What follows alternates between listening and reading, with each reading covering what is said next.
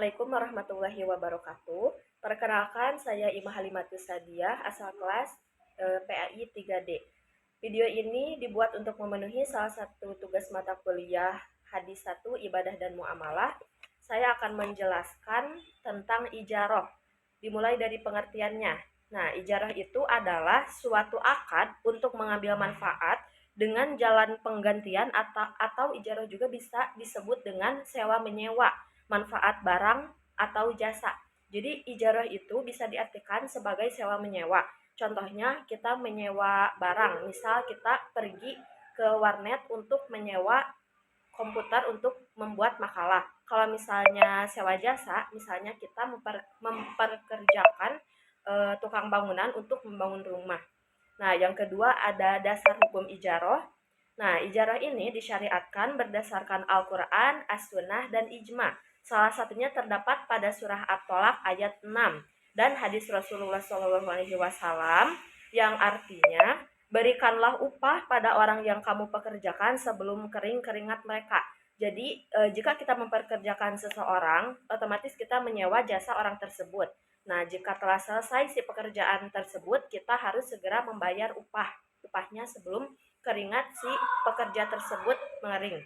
Lalu yang ketiga ada rukun ijarah. Ada 4 rukun ijarah. Yang pertama, adanya dua pihak yang bertransaksi atau disebut dengan mu'jir dan mustajir.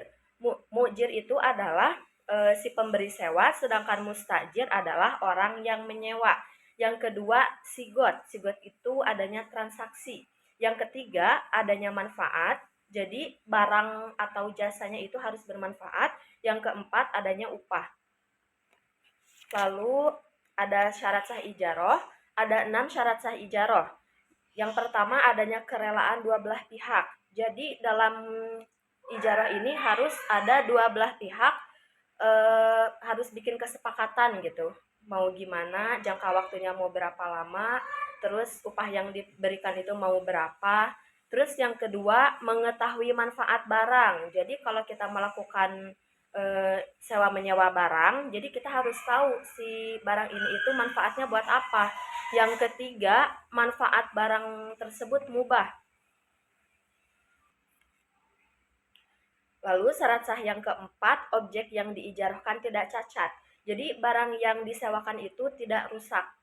Terus yang kelima, merupakan barang yang biasa disewakan. Yang keenam, upah atau imbalan dalam akad harus jelas.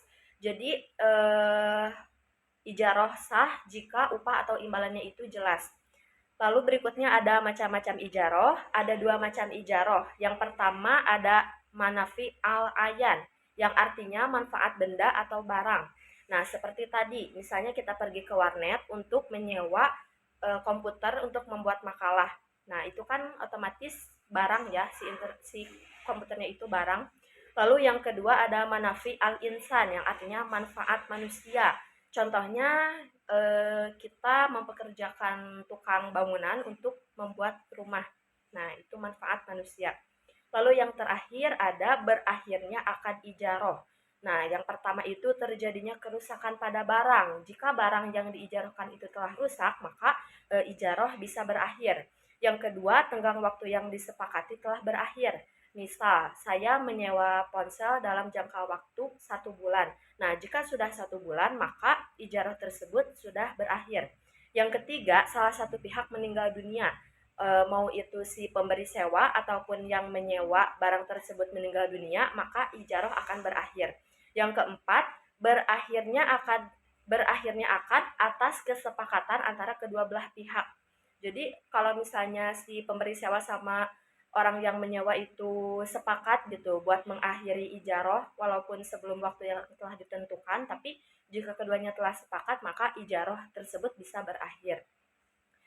Itu aja penjelasan ijarah dari saya, kurang lebihnya mohon maaf. Terima kasih. Wassalamualaikum warahmatullahi wabarakatuh.